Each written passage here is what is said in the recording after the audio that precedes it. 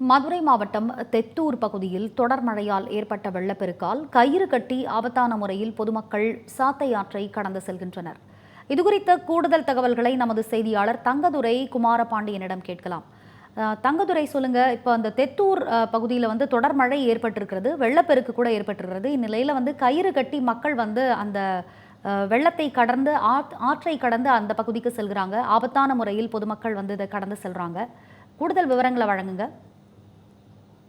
மதுரை உள்ளிட்ட தென் மாவட்டங்களில் கடந்த 2 தினங்களாக பல்வேறு இடங்களில் கனமழை என்பது பெய்து வருகிறது. இது குறிப்பான வளிமண்டல மேல் இதற்கு முக்கியமான காரணமாக காற்றழுத்த தாழ்வு ஒன்று உருவான வங்கக்கடலில் ஏற்பட்ட காற்றழுத்த தாழ்வு காரணமாக கனமழை என்பது தென் மாவட்டங்களில் பெய்து வருகிறது. குறிப்பாக மதுரை மாவட்டத்தில் கடந்த 2 தினங்களாக கனமழை என்பது விட்டு அவ்வப்போது பெய்து வந்தது.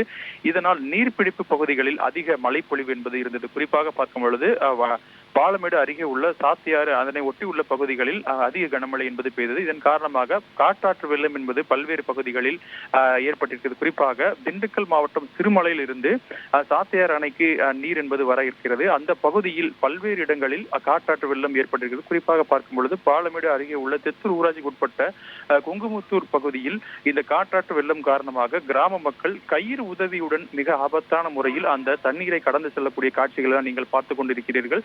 இந்த ஆண்டுதோறும் இதே நிலைமைதான் நீடித்து வருவதாக இவர்கள் பொதுமக்கள் குற்றச்சாட்டை முன்வைக்கிறார்கள். இந்த சிரமமான பாதையே மழை இல்லாத பொழுது எளிதாகவும், மழை இருக்கும் நேரங்களில் இது போன்று கயிறு கட்டி பள்ளி கல்லூரி செல்லக்கூடிய மாணவ மாணவிகள், அதே போல நோயாளிகள் என அனைவருமே இந்த வழியை பயன்படுத்தி கயிறு மூலமாகவே அவர்கள் இந்த வெள்ளத்தை கடப்பதாக கூறுகின்றனர். இதன் காரணமாக பல ஆண்டுகளாக அந்த பகுதியில் பாலம் கட்டித்தர வேண்டும் என்ற கோரிக்கையும் இருந்து வருகிறது. ஆனால் அரசு தற்போது வரை எந்த நடவடிக்கையும் எடுக்காமல் இருப்பதன் காரணமாக உயிரை பணயம் வைத்து ஆபத்தான முறையில் கயிறு கட்டி மக்கள் இந்த வெள்ளத்தை கடந்து வருகிறார்கள். எனவே அரசு இதனை கவனம் கூர்ந்து அந்த பகுதியில் பாலம் அமைத்து அங்கு இருக்கக்கூடிய மக்களுக்கு ஒரு வழியை ஏற்படுத்தி தர வேண்டும் என்பதே அந்த கிராம மக்களின் கோரிக்கையாக இருந்து வருகிறது. ரம்யா, மதுரை தெத்தூர் சாத்தை ஆற்றில் வெள்ளப்பெருக்கு ஏற்பட்டிருக்கிறது. இது குறித்த விரிவான விவரங்களை வழங்கியமைக்கு நன்றி தங்கதுரை குமாரபாண்டியன்.